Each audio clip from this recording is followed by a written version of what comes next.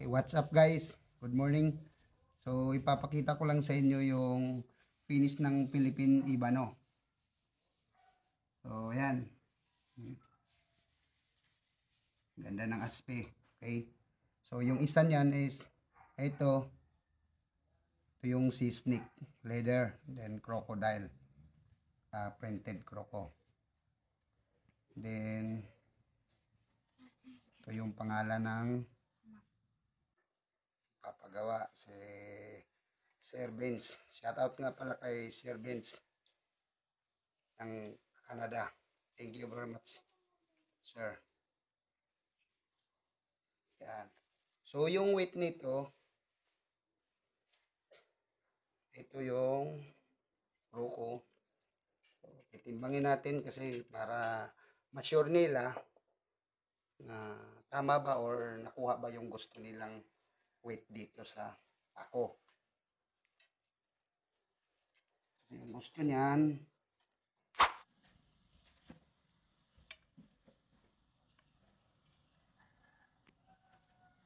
so 1805.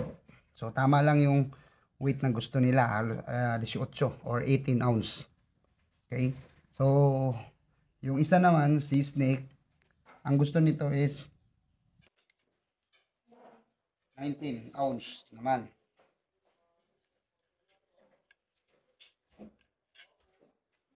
So yan. Okay?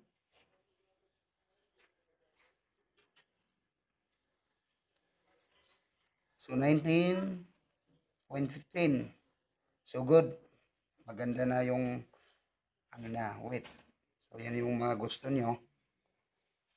So ayos. And then kayo naman kung magkakaroon kayo ng 314, so yung joint nito is standard. Okay? So standard lang yung size niya at saka yung joint pin niya. Yan.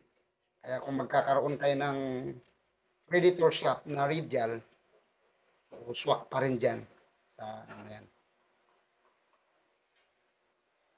sa pin na yan. So yun. Okay, maganda na yung tapos na, so ready to ship na. Thank you very much po.